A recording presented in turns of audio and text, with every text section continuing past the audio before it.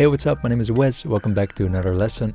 In the two previous lessons, we took a look at the two different ways of saying to be in Spanish, which were ser and estar.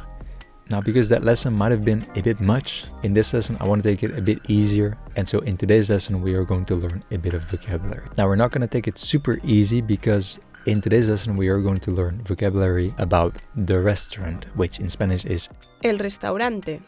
And this topic, el restaurante, consists of three different parts, and in today we will go over the first part. Now, because the topic the restaurant is such a broad topic, there's so many things that you can order or ask for when you go to a restaurant. There's a lot of words to learn, and so in today's lesson I want to give you about 30 different words and phrases that you can use to learn and to study, which honestly is a bit much. However, what I want you to do for this lesson is to simply pick whatever words or phrases you think you want to learn and write them down and to only study those. Or if you're very serious about learning Spanish, then I do recommend you to learn all of the words. Now, as always, what I recommend you to do is to use any learning technique that might be helpful to you to study these words. For me personally, that is using flashcards. And what's also good to know is that all these words will be put into a single PDF file that you can download on my website. I will leave a link in the description. So if you don't want to go over this lesson and you just want to see the words that we'll learn, you can simply just download that PDF file. Alright, so let's get into today's lesson. And what especially is important for today during this lesson is that you try to repeat the words that we learn. Because remembering and storing the words in our brains is one thing, but understanding how to pronounce things is a different ballgame.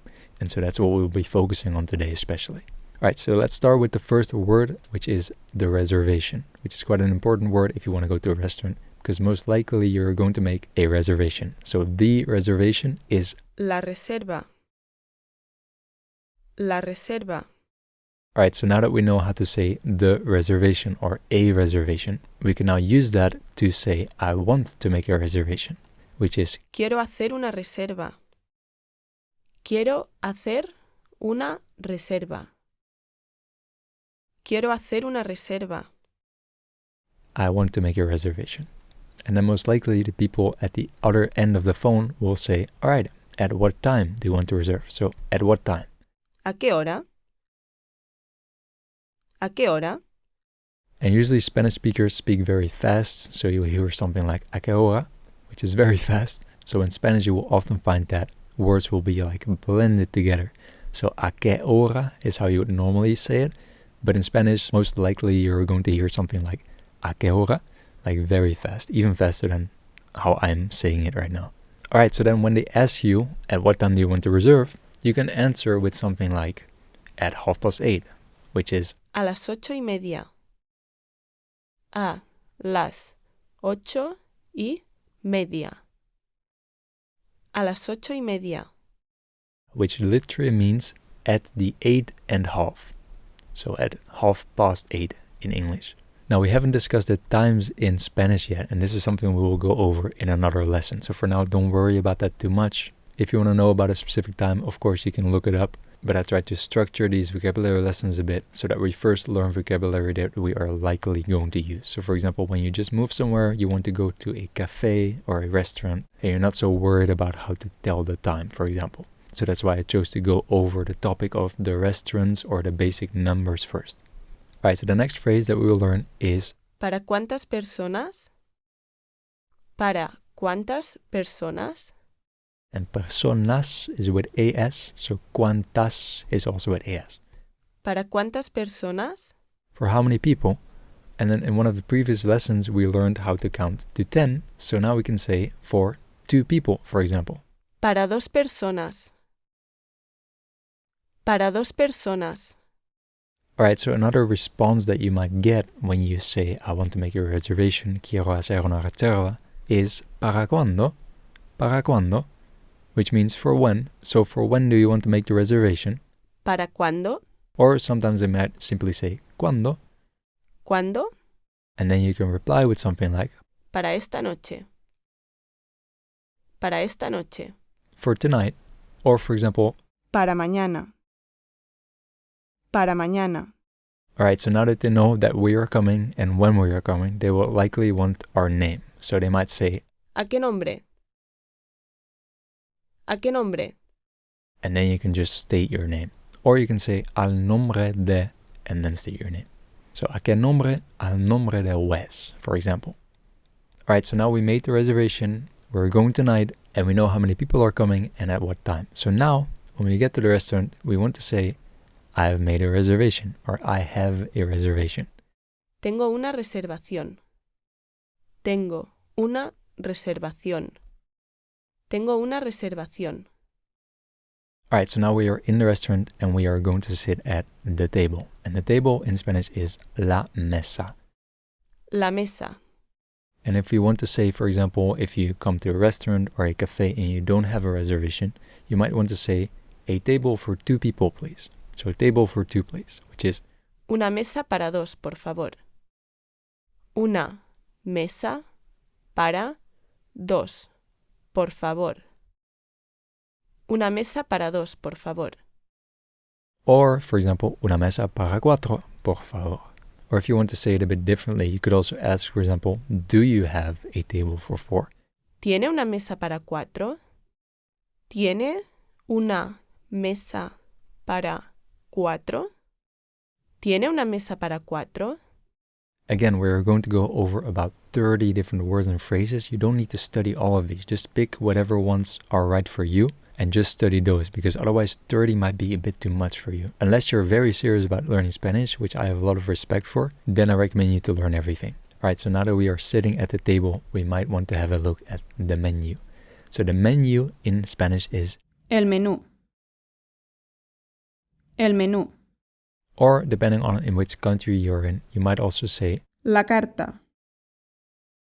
La carta. which can also mean the menu. So on the menu, you are likely to see many different delicious things. And so you might want to order some popular items. For example, a bottle of water. Una botella de agua. Una botella de agua. And then, of course, there's different types of water. So we have sparkling water. Agua con gas. Agua con gas. So water with gas.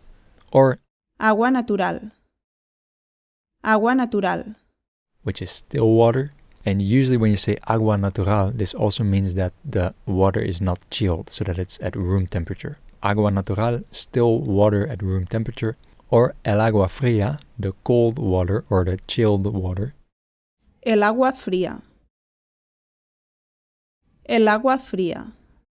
And I actually designed a different vocabulary lesson which goes into all of the popular foods and drinks. So for now in this restaurant lesson, we're not going to go over all the different foods that you can order, but we will have a look at some of the most commonly ordered items. So for example, if you're like me and you like wine, then you might want to order some white wine, which is vino blanco. Vino blanco. And then as the night progresses, you might want to move on to a red wine, which is vino tinto. Vino tinto.